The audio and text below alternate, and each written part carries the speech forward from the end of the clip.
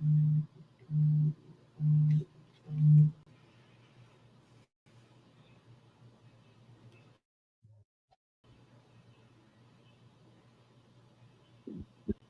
you hear me, Michelle? Yes, I can hear you. Can you hear me?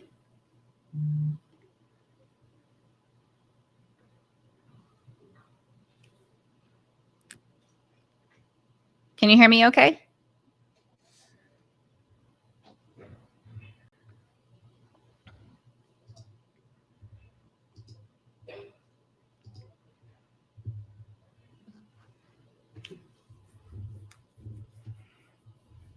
It's showing my mic is working, so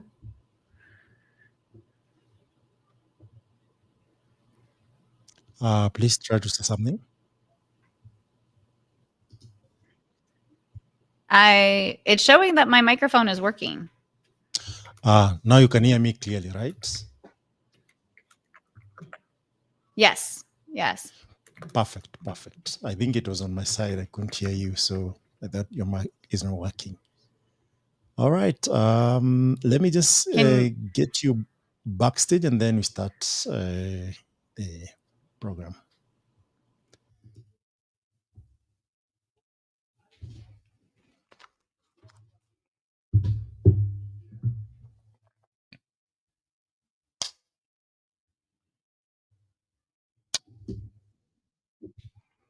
Right. Can you say something?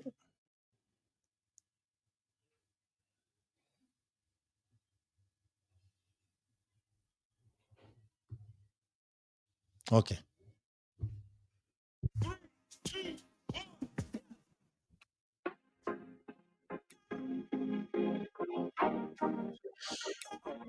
All right. Welcome everyone to Impact Masters podcast, where we bring you bold conversation with the visionary shaping industries, building legacies, and creating systems that stand the test of time. Powered by the Impact Masters Incorporation, we are on a mission to connect innovation with execution, helping leaders design, scale, sustain ideas that truly move the needle. This episode is also part of Africa's Talking Retail podcasts, a platform that amplifies the voices of changemakers across the tech and business landscape across Africa and globally, retelling the stories behind the innovation transforming Africa and beyond. At Impact Masters, we live at the intersection of leadership, technology, and impact, working with executives, founders, and community builders to design programs, events, strategies, podcasts, and building solutions that scale. At Africa's Talking, they provide SMS, voice payment, and more. And we are committed to tell the story of these leaders in the industry. Today, we are joined by someone who knows what it takes to scale with purpose. Dr. Michelle Griffin. She is the founder and CEO of Griffin Resources, a powerhouse provider of HR outsourcing, talent acquisition, sales strategy, and operational support. With a track record of aligning people, culture, and operations for sustainable growth, Michelle has become a go-to strategist for organizations navigating rapid change and transformation. From using behavioral and cognitive assessments and optimizing recruitment, she is a powerhouse herself. From Michelle is defining what it means to future-proof a people strategy. So whether you're a CEO, a HR leader, and founder hungry for growth, buckle up. This is going to be one of those conversations you want to replay, take notes on, and share with your leadership team.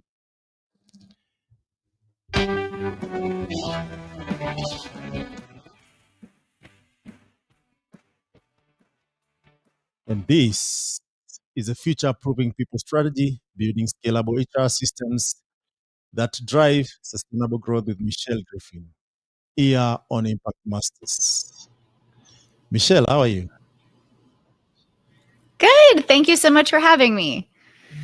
Yeah, despite the challenge bit there, of the technical itch, we are here and I'm so excited to host you today at Impact Masters in collaboration with Retold Podcasts, where we normally feature movers and shakers in tech, people building scalable solutions across different synergies that really bring change in the global ecosystem. Yeah, that's some of what I've said. Is what you have on your LinkedIn and professional profile.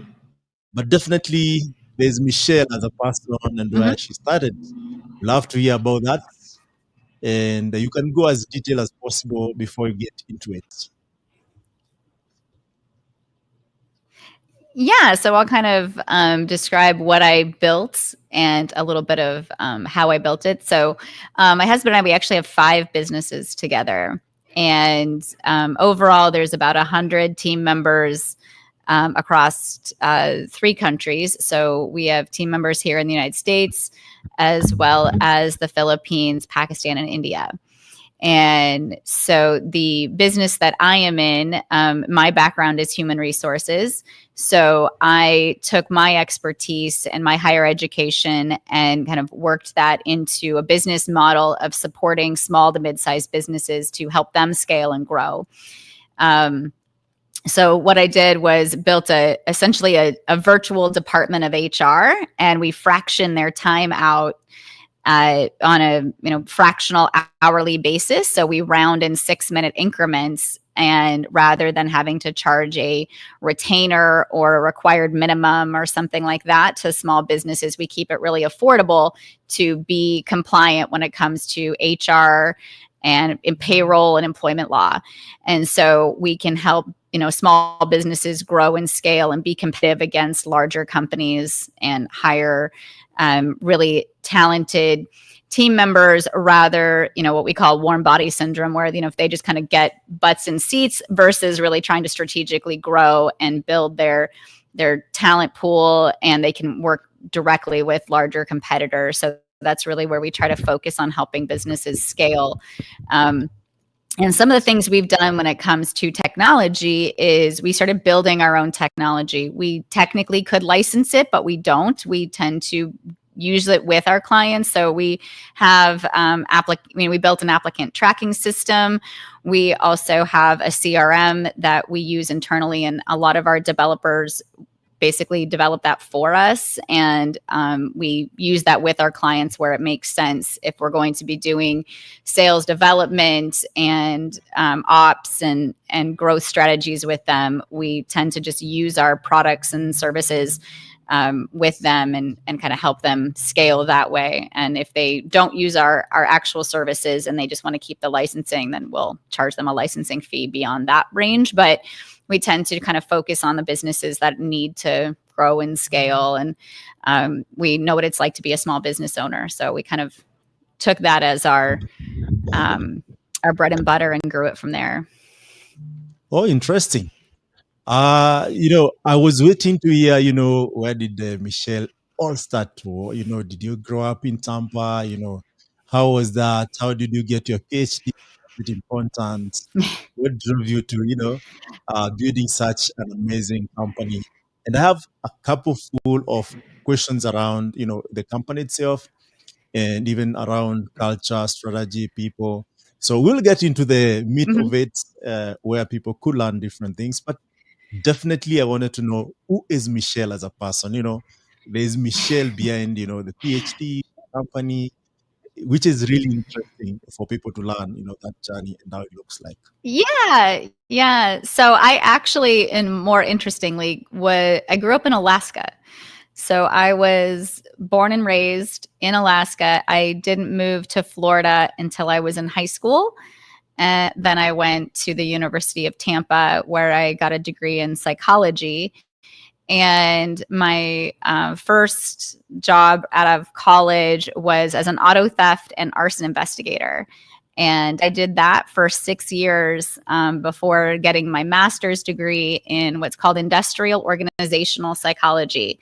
So that is the research degree of human capital and the efficiency of a workforce. And it's the best practices behind HR. And I got my first job in HR at a tech company.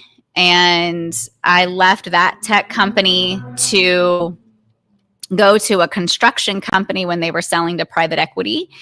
And I went from a large company that had 850 people across 10 states and 4 countries, and I ran HR for all of that.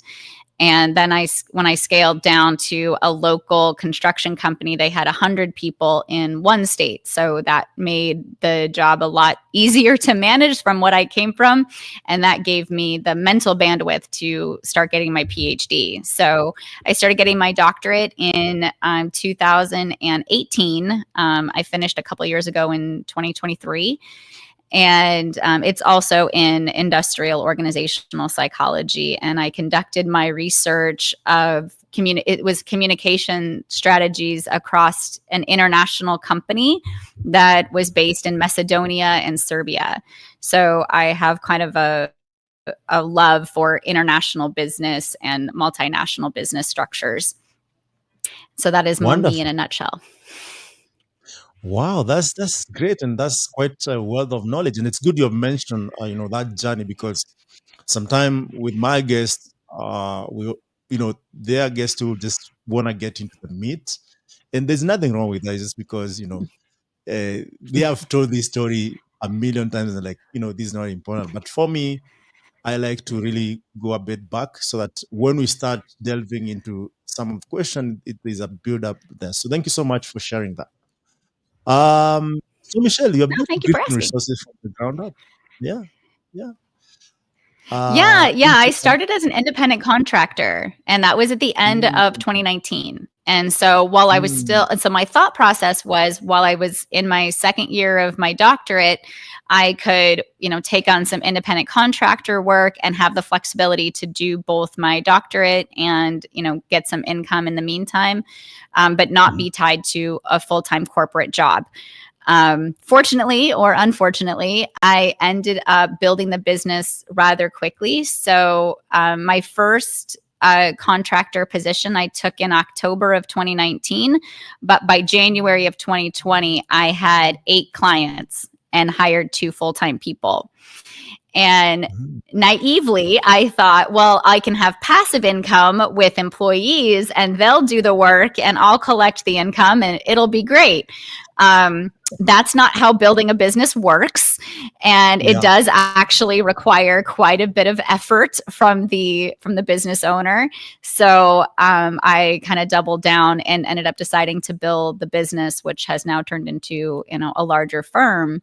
Um, Mm, and so now we have about on the Griffin Resources side, as I mentioned, we have multiple businesses and multiple team members. But on the Griffin Resources side, there's about 40 team members and 85 clients, and most of those are national to the United States within the continental US. But we do have some international companies where the parent company is foreign and they have subsidiaries here in the States. And so we do mm. work with foreign parent companies. Right now, we've got companies based in Canada, Australia, Scotland, England, and Spain. So we Mm. have to work in multiple different time zones across Yeah. across the Yeah. world. So it was one of those things that I decided to just basically grow the business while I was finishing or while I was still in school. So Yeah. yeah, So it looking so I've back, had it about 5.5 years now. oh, interesting. So looking back, how did your early leadership in the previous companies such as ConnectWise and OMS by West Bay influence the way you approach building HR systems today? Because remember, the work always changes after decades, and that also comes with the, how do companies adopt? How do they treat people? So how did that actually influence the current, systems that you're building? Yeah, it was. That's actually a really interesting question. It definitely influenced what I built and how I built the entire context of my whole company. So at ConnectWise, that was the larger company that I when I left, there was 850 employees, and so I had a department of 8 people.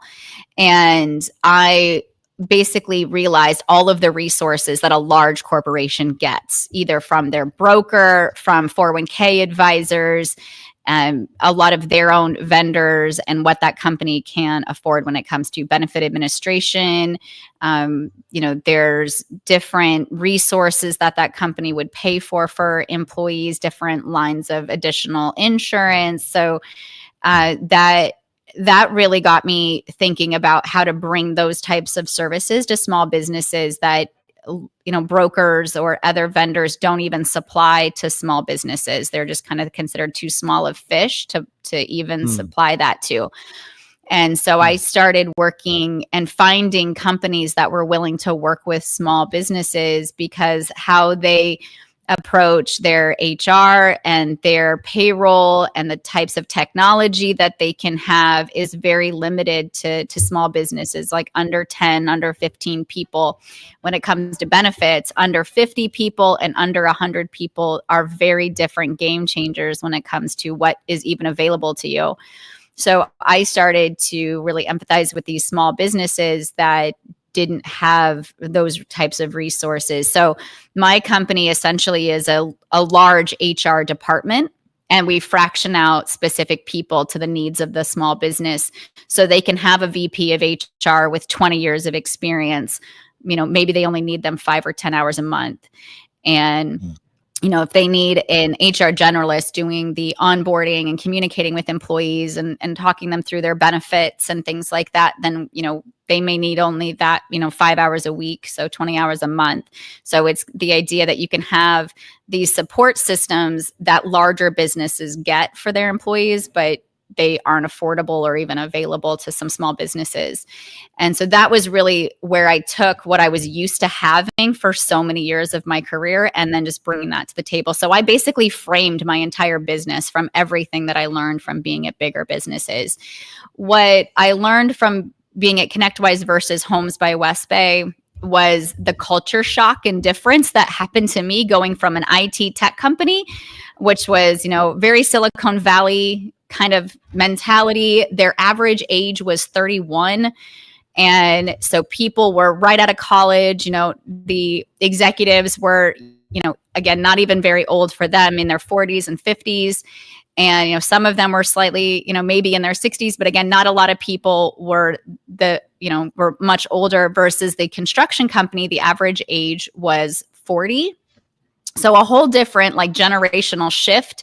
The values of the businesses were very different. The construction company had a very community based mentality. People really wanted to be a part of that company to build a home and to build a community, because they're residential construction, versus a tech company that was, much more about, like just building tech and, kind of being that Silicon Valley-esque, riding the wave for tech building. So I had to completely shift what I knew about HR and how to help and support a company in different industries. So when I started building Griffin Resources, I didn't limit myself to a specific industry. And as I was hiring on new talent and new staff for my own company, we could kind of expand who we could support and which industries. So now we have everything from blue collar to white collar, privately owned, private equity owned, nonprofit, and government entities. So we can support all different types of businesses and be able to bring those resources to them. So even with nonprofits, we're able to, which are really good. Those are some of my favorites. I like working with companies that are meaningful to the community, CHR as an investment, and it makes a big difference for how we can work with that company too. So the Wonderful, working in those industries and those businesses completely shaped what I built. wonderful, wonderful. So let's talk about future proofing people's strategy, because with the change, of course, after COVID, people want to work from home. There are different, focus in people's life, which impacts their life, and you don't really have a strategy around making sure that people are feeling the belonging, and becomes a problem even Mm-hmm. how they deliver. So many companies talk about future proofing, strategies in their workforce, but you've built it into the DNA of your work. How do you define future proofing in the context of people's strategy? Does it take actually make it happen? Because strategy is as good as implementation. Yeah, there's a lot that goes into being intentional about what you build, and a lot of it comes down to making sure that the core values of the business are stay important. So if someone goes into business for a specific purpose and they truly care about what they're building and they share that with the employees, then they tend to be able to continue to do that as and keep that culture going as they grow.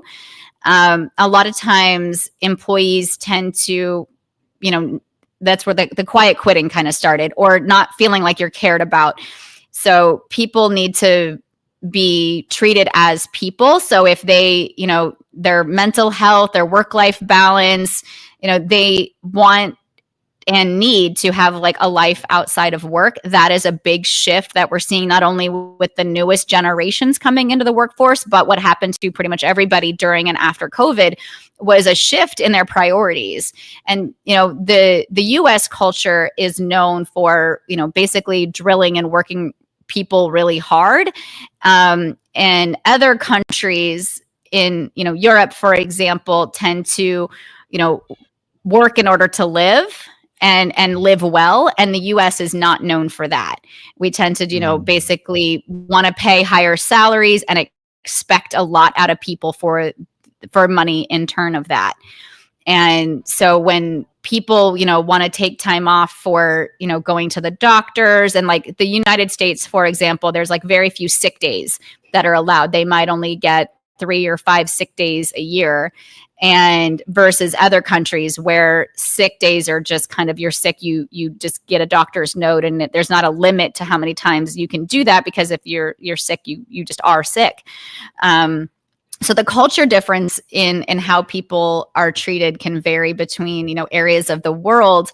And the United States ends up having a culture where people don't feel cared about because the companies are concerned about giving them time off. They're concerned about, how is their work going to be done if they take a long vacation.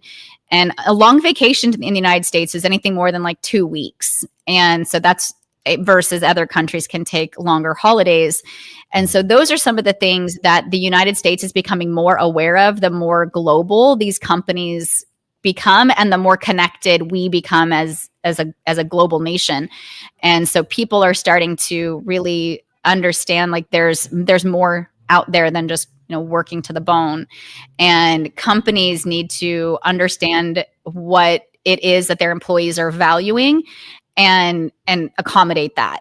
So if it is a remote work environment, people want to be able to, shut down from work and go be with their families and not have to worry about these long commutes, versus in, there's commercial real estate industry Mm. that people are trying to make people come back or work in hybrids where they still have long commutes. So traffic is back to normal, if not worse.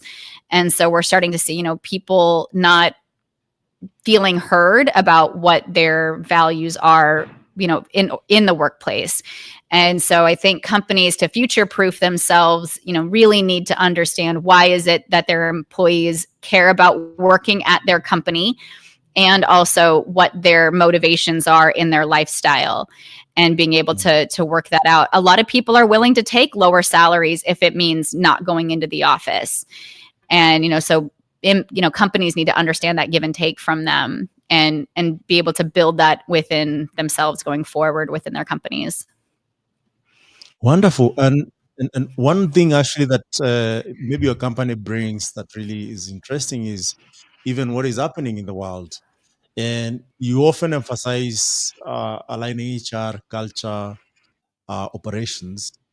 What is the biggest mistake a company can make when trying to do this during periods of rapid growth or transformation? Because supporting a small startup and it's scaling in different cultures, different continents, it is faced with the dynamics of what actually is the practice there. If I'm used to 3 months vacation and the standard from the previous operations is 2 weeks, definitely I have to consider how do I balance both? What is the biggest mistake? Some of the biggest mistakes is, from a just even a local company perspective, is not hiring the right person and hiring too quickly, so they don't implement really good strategies for choosing talent. And from a scientific perspective, the more valid measurements you use, the less likely you are to have turnover. So if you can implement assessments, there's several out there that are really valid for choosing a hiring candidate and screening it during that process, versus other assessments aren't designed for screening purposes. They're designed for other tools such as communication building or team building. So picking the right assessment that you can choose for your culture and for your job match and things of that nature, then you can really, start to see patterns of the right kind of candidate and person for the job. So basically being able to pick the right kind of person for the role from when you're doing an assessment, it'll evaluate what's called a natural disposition. So it's someone's like natural pace of work and life. And if that conflicts with the job itself, then you're gonna put someone in a really stressful situation for a long period of time. And then they end up, not being able to sustain the job, regardless really wanting it. Like, it doesn't matter. Their behavior is not matching what is in their, desire for working.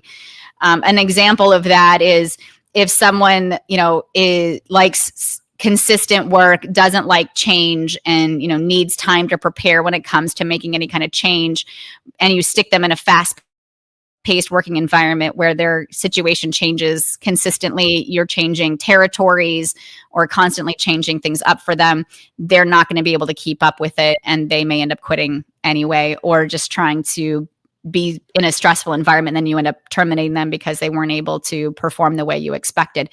So setting yourself up and them up for success in the beginning when you're assessing the actual people is really important.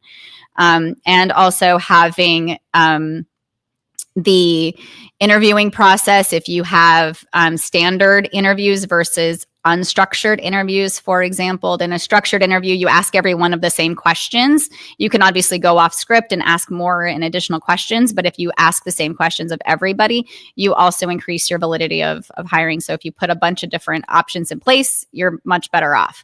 When it comes to understanding the culture differences between different countries or even different areas of the same country.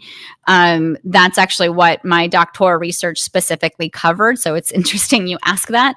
A lot of times what happens is you end up kind of failing when it comes to setting up a new business or a new business operations in that sector, because you aren't able to adapt to that market space and you're not listening to your subsidiary or extension of your company in that specific market space. And there's a lot of companies that have been in complete financial ruins because they didn't understand the market and didn't do their market research. For example, Heinz Ketchup attempted to go to Japan, but no one in Japan eats ketchup. So they had a complete, financial ruin of trying to extend their market, thinking they had complete control over a market because no other ketchup was there.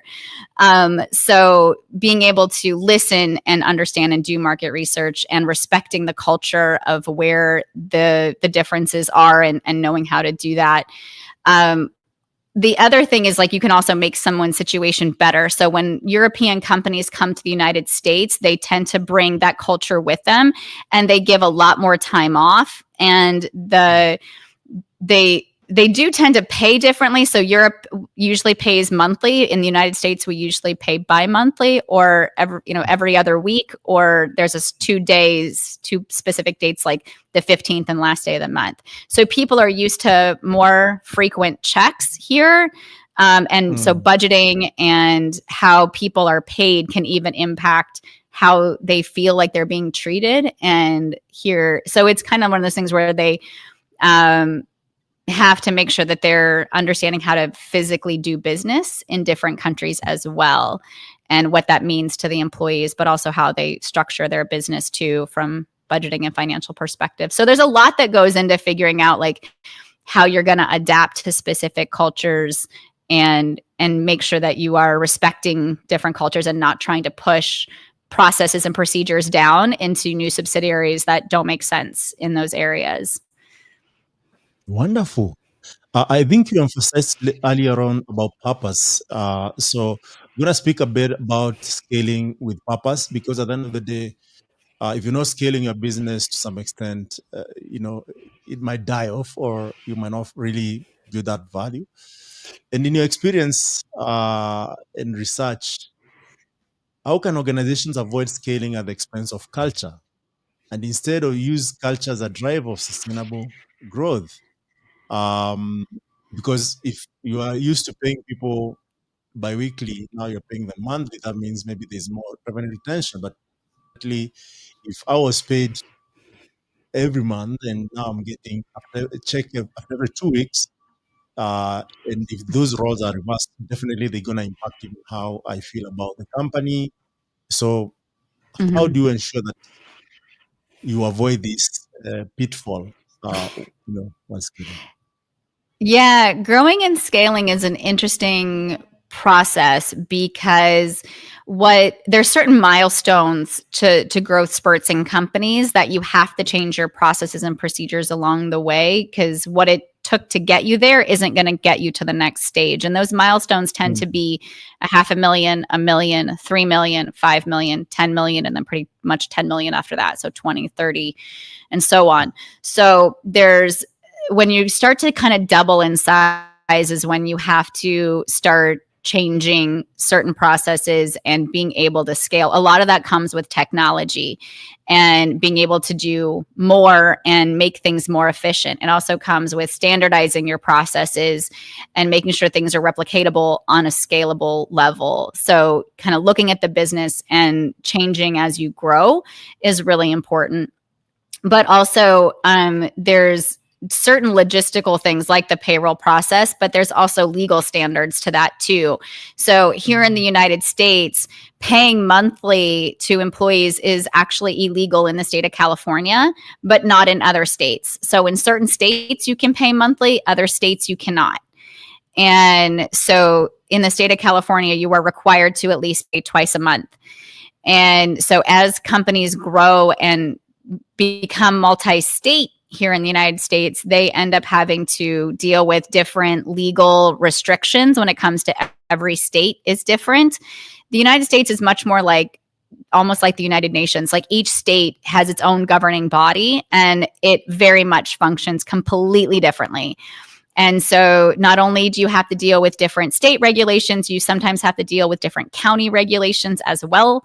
And so going multi-state in the United States can be very, very difficult and cause a lot of compliance issues. So you have to make sure that you have really good resources for the company for corporate law, employment law, obviously HR. That's where we really help out a lot of companies when it comes to growing and scaling, because there are certain milestones for people as well. Once you hit, 10 people, 15, 20, 25, 50, there's certain milestones where laws become impactful to the company and you have to be able to abide by those laws, both state and federally. And unfortunately, our laws are constantly changing as well. So you have Mm. to stay up to date when it comes to that. And we really help with that compliance as well, too. So we kind of keep companies, within standards and regulations as much as possible, as much as processes make sense for that company as well. So you have to be a little flexible when it comes to making sure staying compliant, but also being able to run your business efficiently. And so there's it's not one real easy way to not have a problem. So it's just more of like, I think as a business owner, you have to be willing to understand you're not going to know everything, and be able to take a step back and work with professionals and know that you're not going to know everything. Wonderful. So at Griffin Resources, you have a reputation for deeply understanding clients' long-term vision before recruiting. Can you walk us through how that deep alignment translates into better business outcomes in this process? Yeah, so we tend to partner with businesses. It's not like we're a placement firm where we tend to go get people and bring them to you and say, you should hire this Mm. person. We've vetted them kind of situation.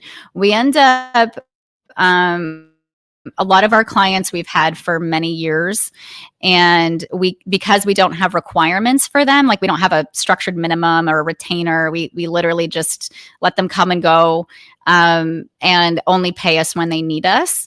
So we tend to get to know them. We get to ebb and flow with the economy. So if they're growing or scaling back or kind of standardizing whatever they may need, we're kind of always there to either do a lot of work some months and no work other months. And Mm. it's an interesting concept for these businesses because they don't have to retrain new people all the time when it comes to wanting to document their processes, how they want to hire somebody, what kind of recruitment process or candidate process they want these new hires to go through, what kind of training and setup do they need for themselves to make sure that they're ready for, expanding and adding on new team members, what kind of training do they need to go through, what kind of, documentation do they need, is their HRIS system ready to onboard new people, and how do they do their annual reviews, how do they keep up with their current staff and grow for that, how do they prepare for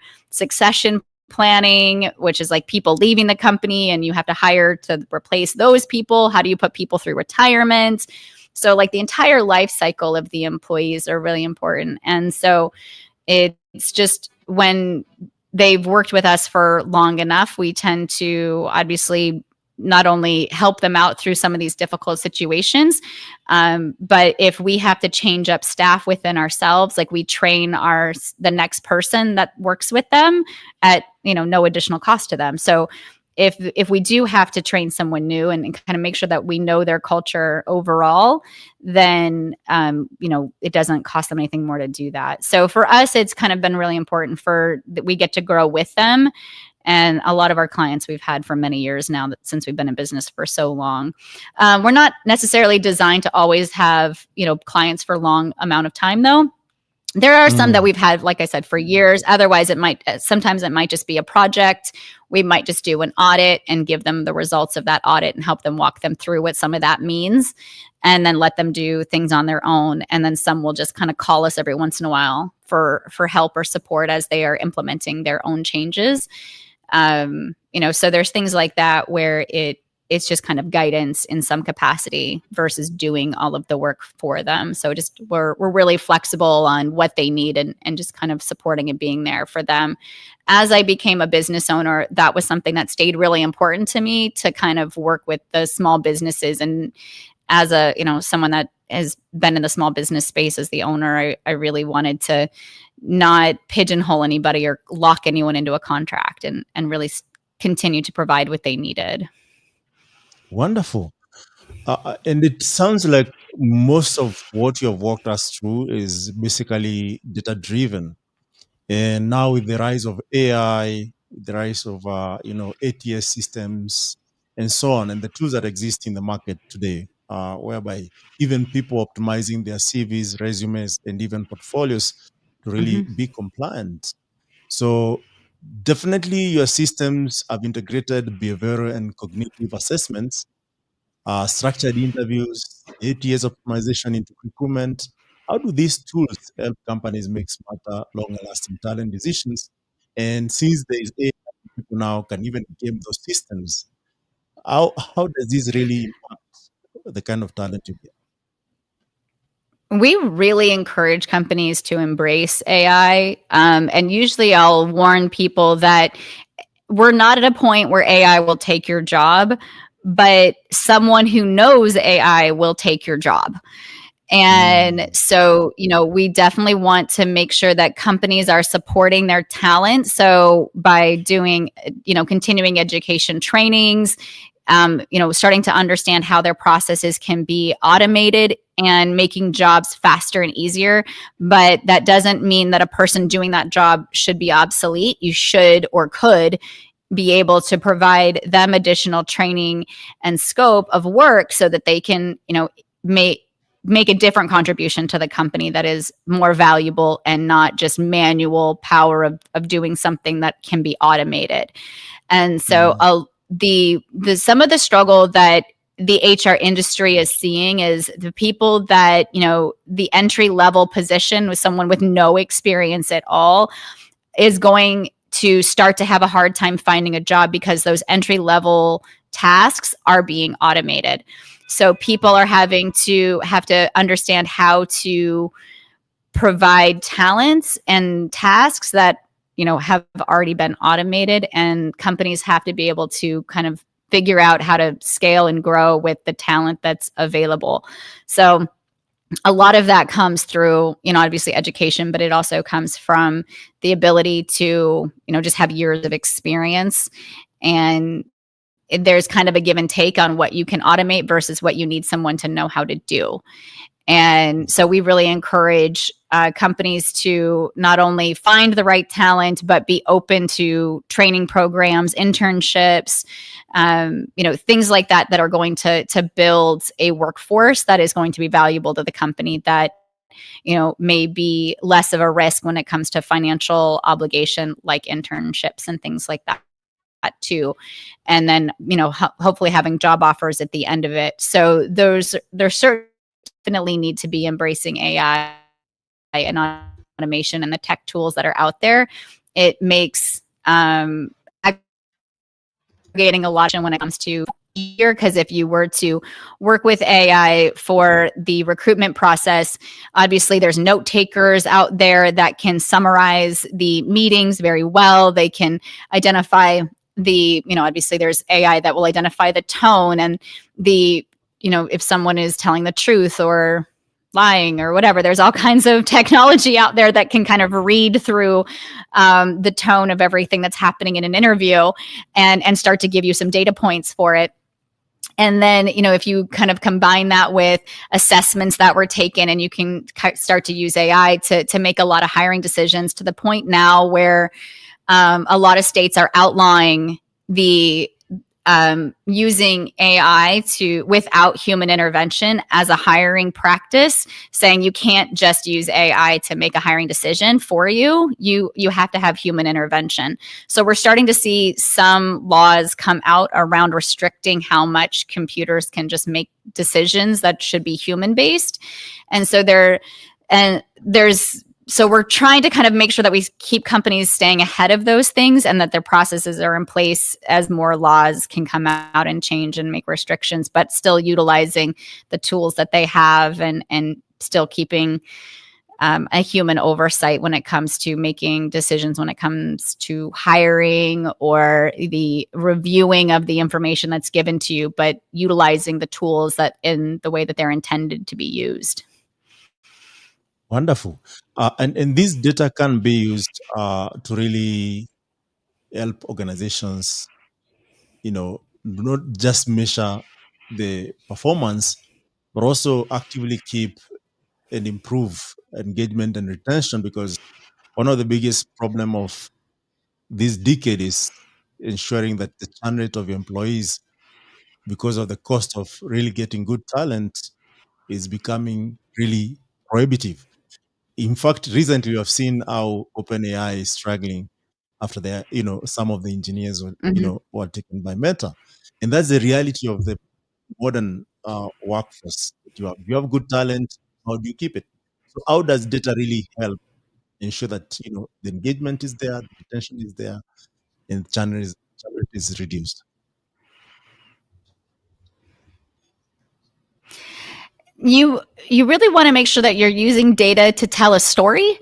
And so if you are wanting to make sure that the information is not only readily available to you, the calculations are there, the information is at your fingertips, but you understand the data that you're looking at, and that you are interpreting it correctly.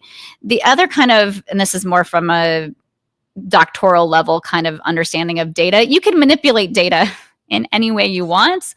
And so that's when evaluating, other people's research results and, how data is used and how it's interpreted is done correctly without bias, is very necessary. So it's one of those things where, a computer can give you a lot of information, AI can give you information and give you an interpretation of that. And you really have to try to look at that from an unbiased lens. but also there's the, not a lot of people understand data or how data is calculated and what it is supposed to be used for. And not using data in the way that it's intended is, basically just, invalidating everything that it's provided to you. And so it comes down to a larger understanding of data and what you're using it for and how to use it. So I would say a lot of times now with AI, you can work your way backwards. If you kind of have the story of what you want the information for, you give it the raw information and then have AI kind of help you get to what you're looking for. And even in research, we try to make sure that our questions are unbiased, so you're not leading it in any kind of direction. And that way you kind of have the idea of what information you're getting out of the raw information. So it's unfortunately one of those situations where we have more information and less applicable knowledge of what to do with it, unless people have higher educations like MBAs and things like that, or it's to the point where how much smarter than the machine do you have to be to understand the information you're getting, and being able to ask the right questions or ask enough questions out of it. And I think people are using ChatGPT and using AI for limited reasons at the moment, and have to learn how to use it no different than they have to learn how to use Excel, which can be a much bigger tool if you know how to use it. So things like that, there's going to be a learning curve with what to do with the data and how to get the information out of the data. Interesting. So let's talk a bit about operational and leadership insights that you have experienced either through Griffin's or through your experience. So you have expanded Griffin Resources into sales strategy, executive leadership services, and fractional operation support. Why was it important to integrate these areas into your HR offerings? It was more of an ask from the business owners. And as I talked to business leaders, HR is a small part of the operations. And we were getting asked a lot about developing leadership, especially mid-level managers or new managers that were promoted because they were good at their job, not because they know how to lead people. So we brought in leadership development specifically to fill that gap. And also when it came to business development, people would understand how to build a business to a certain level and then not know how to get themselves out of specific operations. So owners are wearing multiple hats, and they have to start taking those hats off. And a lot of times one of the last hats to come off is business development, sales, and things of that nature. So we end up having to help them hire sales and train those salespeople, and then make sure that the owner knows how to manage those salespeople. And so I acquired a company that had become proficient at that in the medical industry. And we are working to expand and bring that to other industries beyond the medical field, and help companies from an entire ops structure, so that we can be more of a full service when it comes to pretty much anything a small business might need.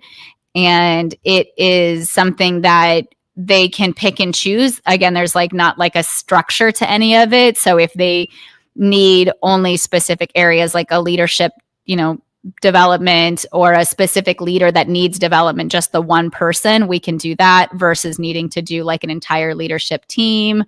Or if they want to, just do if it's a small company, they want to do a company culture building exercise or retreat or something like that. We kind of help them host those retreats and things like that too.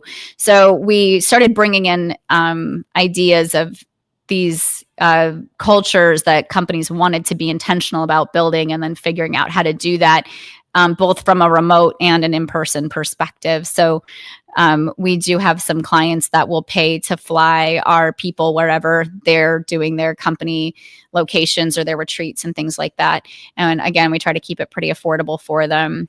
And we recently did a retreat for a nonprofit in St. Pete, Florida, and our the leadership coach is in California. So it wasn't a whole lot of money, but they did fly her over, and she was there for 2 days and that kind of thing too. So we we definitely try to just kind of expand and bring on new talent that it specializes in those areas. I know the other companies expand, they tend to get out of what they specialize in, but we tend to bring on specialists specifically for that ask. And then that way we're not getting into areas we don't understand. Wonderful. So still on the same, there are leaders who navigate complex changes in different markets that you serve and beyond. And I know for sure you're scaling across the world. What is your framework for balancing short-term business needs with long-term people strategy? That's hard. I think it's hard for every business. I hope it's not gathering So IP. no, so I usually say it's really kind of difficult in my space because we're fractional, and we have to kind of figure out where, when, and how we decide to add on new team members. And so typically we have a lot of team members that purposely want to work part time because they have families. They may still be in school, both, that kind of thing. So not everyone in the company works full time because they don't want to. If they do want to work full time, we try to make sure that they're the client level that we're assigning to them keeps them working enough that it's full time. So a lot of times we'll end up putting on clients to people and we max out how much time they need to work, and we kind of push them a little bit into a level that is like absolute maximum for them. And then we'll hire a new person and transfer the workload to them. And then that way we're very structured with how much time we know the new hire is getting. And a lot of times we're very transparent about adding people on that are able to take part-time work that might be only 5 or 10 hours a week, and they may only want 15 or 20 hours a week. So we kind of start them slow and build them up, and we try to hire talent that are able to work with workloads like that. And so we, over the years, have kind of figured out what's our tolerant level and how do we do that. Versus other companies, I've seen them really struggle financially and or not make it at all because they would hire people to pay salaries that they can't afford. And then they try to go get the clients and add them. So like a CPA firm, for example, I've known of their like businesses like mine that have a fractional CPA model or fractional CFO model that will try to do that in the finance and accounting sector.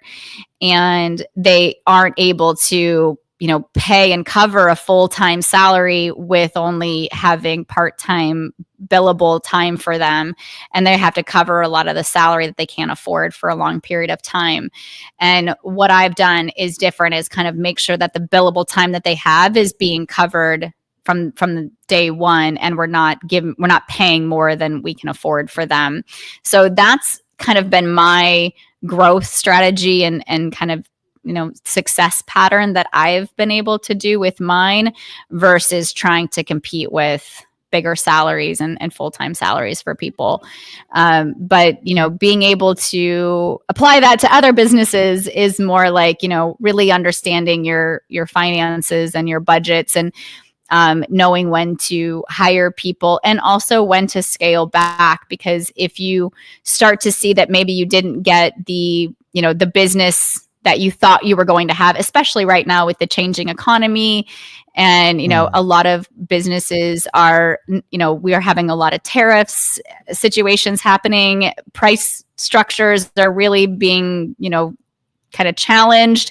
So those are some of the things where some industries are being harmed or at least kind of uncertain at the moment. So you have to decide to act and to act quickly. So before you end up in financial trouble.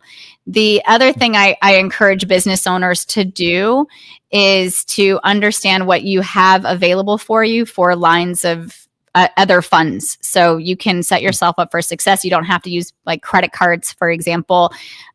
You can work with your bank to get a line of credit.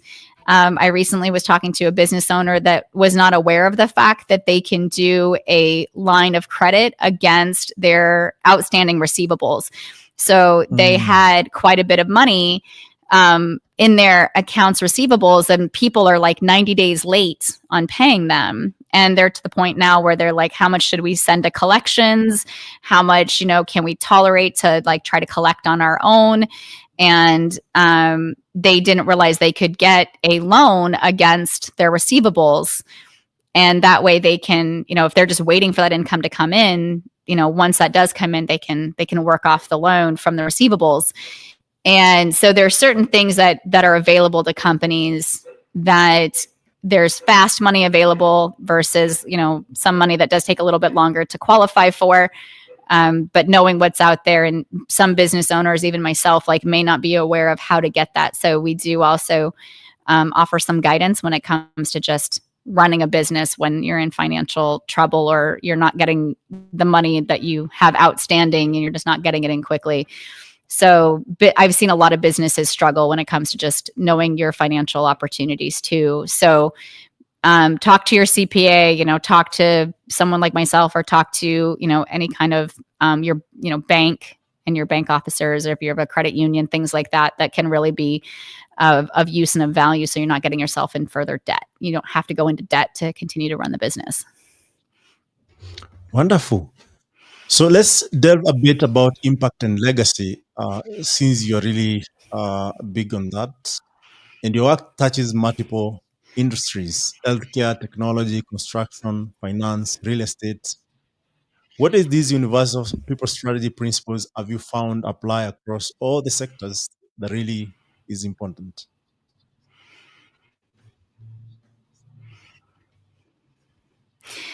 People are people. So, it's important to, really make sure that you, regardless of your industry and regardless of the size of your company, that the people principles apply. And so pretty much everything we've talked about today really applies across the board. So obviously, what does it take to hire the right people? What does it take to keep your people happy? What kind of culture should you be building? Everything comes down to, why were you in business and how do you stay in business, and put that forward and make sure that that's your first and foremost thing of your business. But regardless of the industry, it doesn't matter.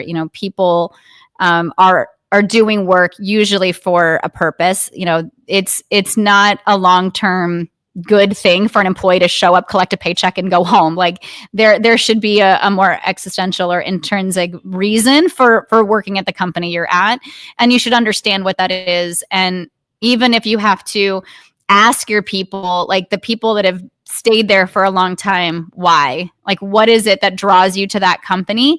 And then start to, be able to voice that to, why it is a good place to work, and what kind of opportunities do you bring to new people by knowing why people have stayed with you for a long time. And so if you start to see some turnover trouble, like look inward and see why it's a good place to work, and continue to build that and keep that culture going over a long period of time. So I would say, regardless of industry, make sure you're treating people with respect, and you're in it for the right reasons, and you care about people, and that'll go a long way. Yeah, that's really powerful, because ideally, that's why you have a PhD.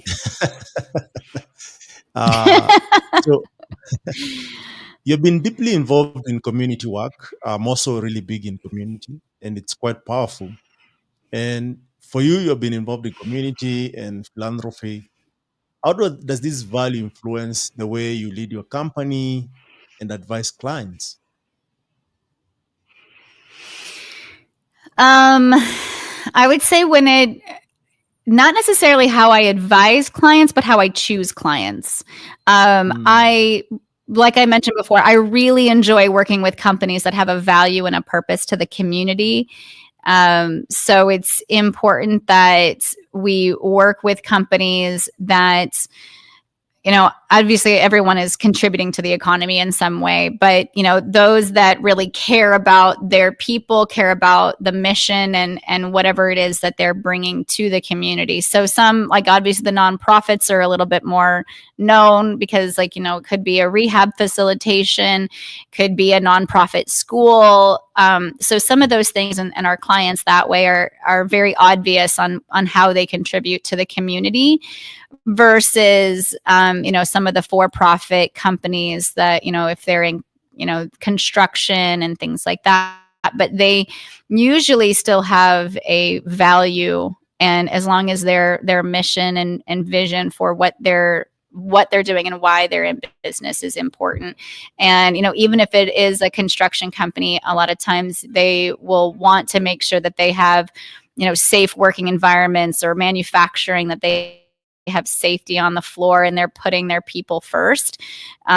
We saw that a lot during COVID, they really cared about how to keep people safe versus just how do we keep production going. And those are the companies that made it through COVID versus having to shut down because people don't want to show up because they're being, basically their health is being compromised.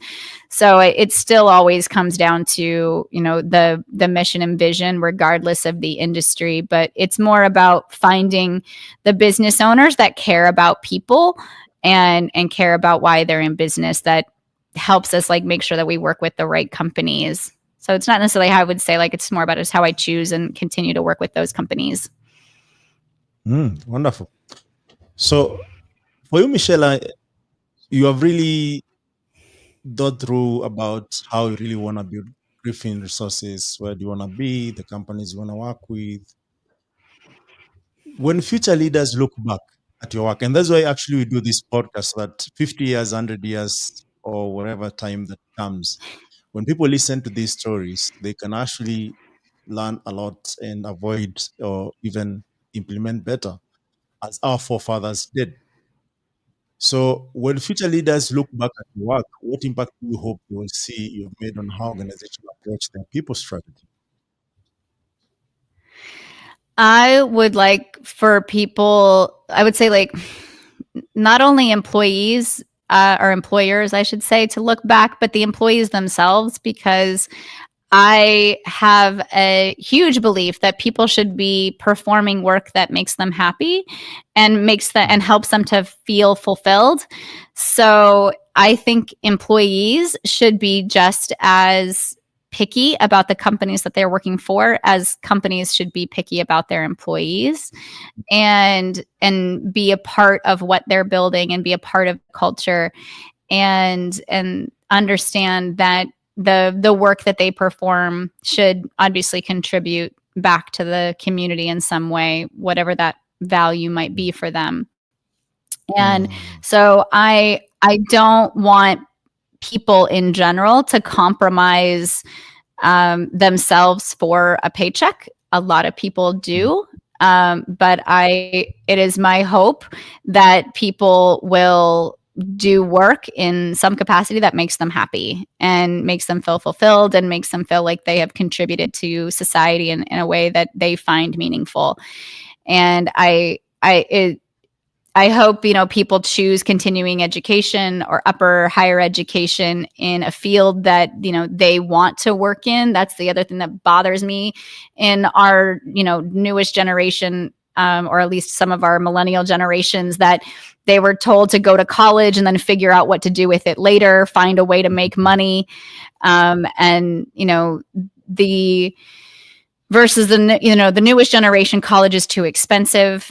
Especially in the United States. Other countries, it's subsidized or non-paid at all. But with the United States, college is extraordinarily expensive and putting people in tens of thousands or hundreds of thousands in debt just for a 4-year degree. And it's something that they end up not even wanting to do work in. And now they have this debt, or they don't finish school and they have debt because halfway through they figured out it's not what they want to be doing. In the United States, we don't emphasize trades as much as we should. So, in plumbing or in, in HVAC or construction and, other areas that are very, very high paying, good jobs, but they're seen as blue collar. So they're not as, praised as, lawyers and doctors and things like that. And other cultures and other countries have already figured out to how to, even the playing field when it comes to valuing those types of jobs and not emphasizing one type of work over the other. And that way they understand, if you want to choose certain lives and what's for you, you can pursue that. So I really hope that we really continue to move forward as a society where people feel like they're going to contribute to work in a way that makes them happy. And, I think it's going to be working side by side with AI. It's going to be changing how we show up, and we, the entry level, things at fast food or deliveries and things like that. We're going to start to see more and more when it comes to, droids doing deliveries and certain things like that are already being tested and challenged. So I feel like, people, what they do and how they do it is going to dramatically change. But I really hope and would like to see people doing it for a passion and a purpose. Wonderful, wonderful. Such good insight, and lovely to see them really come to. I'm sure there's some that already you can look back and say, "Wow, this is really taking shape." So let's go to practical takeaways for the executives, CEOs, and leaders who are listening to us or who's going to listen to us. So if a business leader is listening today and wants to start future proofing the HR systems tomorrow, what's the first step they should take? They really need to look at their technology and make sure that they're streamlining their processes and they're getting out of it what they need. A lot of times companies outgrow their technology when it comes to HR and payroll, or they're not utilizing it to the best of their ability and they're not getting something that they're already paying for. And so they definitely could be, bleeding in certain areas where it could be either they're not using technology or they're not they have a lot of data at their fingertips and they're not drawing out that data, they're not using it, or they're in a system that is designed for a small business and they've already outgrown it. A lot of small, some of the tech it can be available for like 15 people, 20 people, but once you're over 20 employees, some of these smaller payroll companies you've outgrown. And so definitely looking at making sure that your processes and procedures as you're growing and changing and coming up with new ideas, that your technology can keep up with you. And you may need to implement a new technology or understand your technology better, go back to training, go back to basics, talk to your tech company and make sure that you are utilizing it properly. And I often say, you kind of end up square peg, round hole, and you're trying to force and fit something that doesn't make sense into that technology. And you really have to make sure that you are able to function seamlessly and you can document your processes and it's replicatable so that you can grow.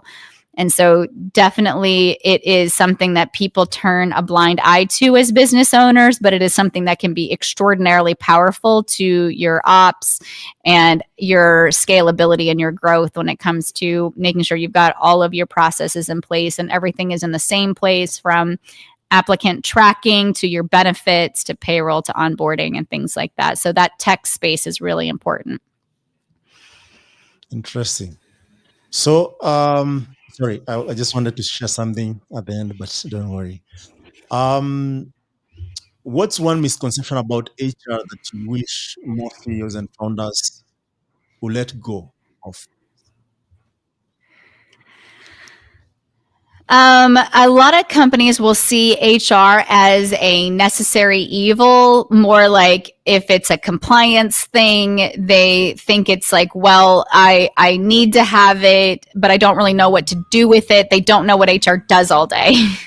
So I definitely encourage business owners to understand the HR process just as much as they need to understand their accounting.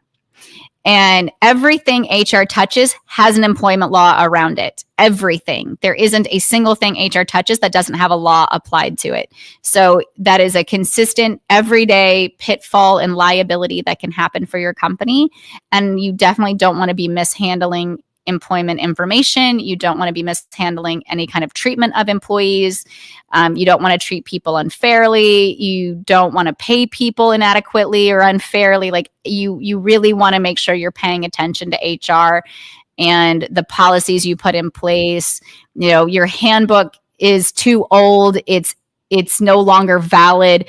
Not having up to date documents or up to date requirements for your company. Those are all like really obvious pitfalls when it comes to paying attention to HR and keeping the company's liability down, because it's expensive. It can be extraordinarily expensive, if not put you out of business, if you end up with a violation and having to either defend it and pay that out, whether it be EEOC, Department of Labor, ICE.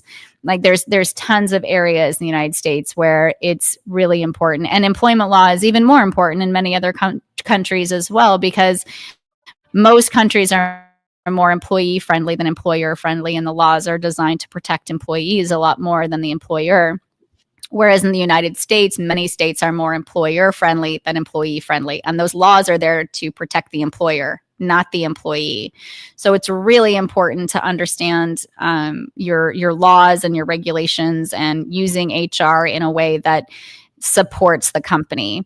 And like in speaking of accounting, for example, if you are not paying attention to your accounting, you're more likely and susceptible to just internal fraud and white collar crime, where people are, for example, accounts payable is really easy to essentially, instead of paying, it looks like something's getting paid. You get an invoice, the invoice shows as paid, but rather than the money being funneled to that proper vendor, it's going to an offshore account. And there's tons and tons of stories of financial fraud out there. And if companies aren't properly having the oversight for that and checks and balances in place, and as business owners and small businesses, you can't afford to have those mistakes or lose that oversight just because you don't understand your accounting process and you don't understand how to monitor that and reconcile your accounts properly. And in some situations, by the time you're getting late payments, it's too late. The money is gone and you can't afford to pay it twice. Another obviously thing we're happening is more about AI and cybersecurity. Cybersecurity is getting very good and the cyber threats are getting better. So, people where it used to be obvious when you were getting an email from a contact that's not in your contact list and not in your company contacts, but they're spoofing those a lot better now. Calls and scam calls are spoofing calls where they're calling from, and people are really getting scammed out of a lot of money because they're sharing bank account information and they're saying that something was compromised, a company card could be compromised, and then all of a sudden accounts are compromised. So it's definitely some of those things that business owners need to pay attention to a lot more. HR has a lot of responsibility when it comes to doing verifications of employment, and there's just loopholes and areas that are extremely important for companies to pay attention to protect the company and protect employees. And it's something that is important for companies to invest in rather than dismiss it. Wonderful. What is your personal takeaway as we come to an end of this podcast about versus 4-day week versus work from home versus work remotely? I would say that the biggest takeaway is making sure that people have regardless of what it is, it's a comfortable workspace. One of the things that I was kind of an interesting learning curve when everyone was required to work remotely during COVID. some people really enjoyed it, and some people, it drove them crazy to not be around other people. So understanding like the type of environment that works well for not only the company but for the employees. And I was surprised. I actually had an employee admit that they would rather work in a group environment where they could not have to work as hard. Surprised they admitted that, but they basically just wanted to be, the basically where the if a group is turning in a project, they weren't a good participator. And so it's some people, don't, if they just, don't want to have to show their work and show how they're responsible for things. There's a reason that there's technology out there for screenshots and mouse movement and trying to make sure and people are showing up to work. So working remote has become a possible liability for some employees, and it works very, very well for others that can show up and give it a much more participation kind of situation for them. So it's definitely important for companies to know what works well for that particular company, but also the type of employees and what works well for those particular people, and matching that up correctly, because working remote and being a self-starter and a self-motivator when you're not in an environment is important. But also, if you're going to have a work environment with other people in an office, that there actually is somewhere to go and people are there and there is really an environment there for people to collaborate with. So I would say it's definitely one of those things that it has to make sense, and it has to, regardless, it's an investment. So, either you're investing in paying for commercial real estate, or, you're helping out with, technology for people at home and supporting them correctly and making sure they have the right equipment and things like that. And they have the proper workspace to do the work at home with, without major interruption and things like that. So we've seen tons and tons of funny videos of people really doing horrible things on their work site or being interrupted at home. So I think it's definitely important that, we take the lessons learned from COVID, but also if we're going to continue to do that, it's faster, easier, and cheaper to obviously work remote and across countries and across states and things like that with collaborating over technology. And it's important that, people and companies understand what works well for them. Wonderful. So we normally actually conclude this podcast with a proverb, uh, but I don't know if that's your favorite cup of tea. Feel free to share I anything don't have a with the favorite audience. proverb. It could be a book that you are reading. It could be, a book that you read the rest of your life. It could be something that is good for our audience that you'd like to share. But if nothing, just the key, bye bye message. I wish I had a good quote to provide, or at least off the top of my head.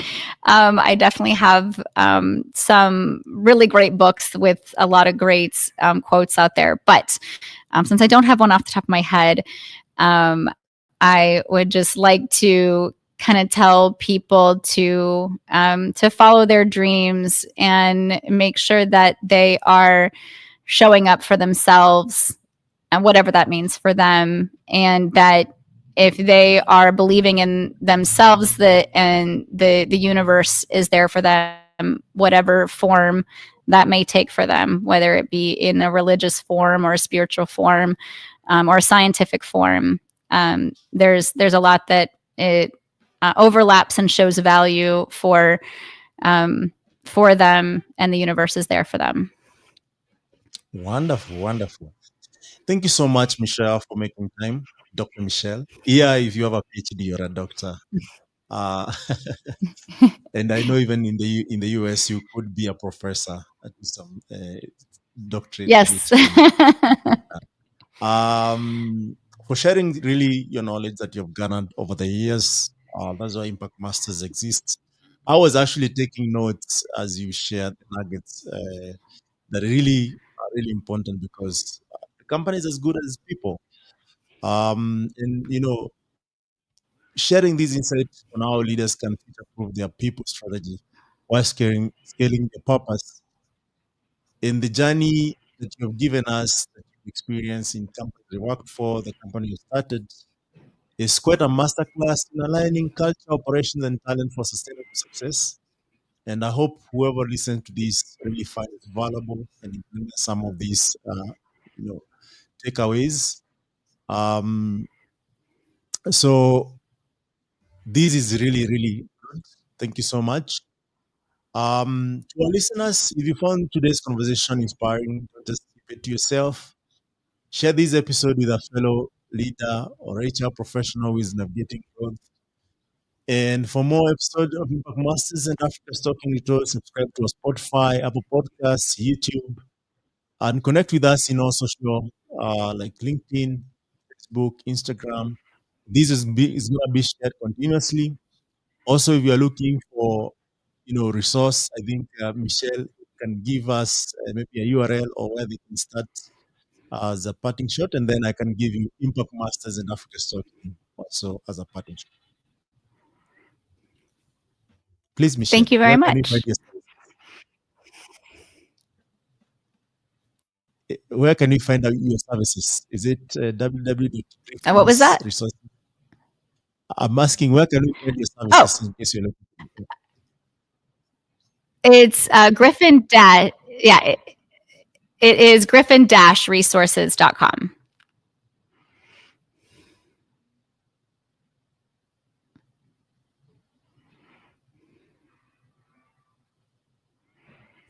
Thank you so much. I was on mute a bit.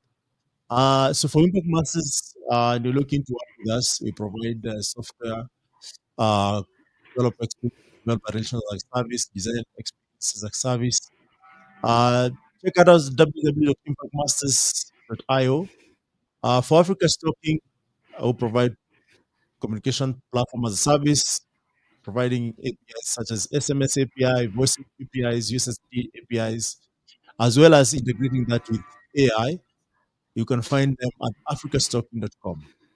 Until next time, my name is Michael Kamadi, your host. Goodbye. Thank you so much.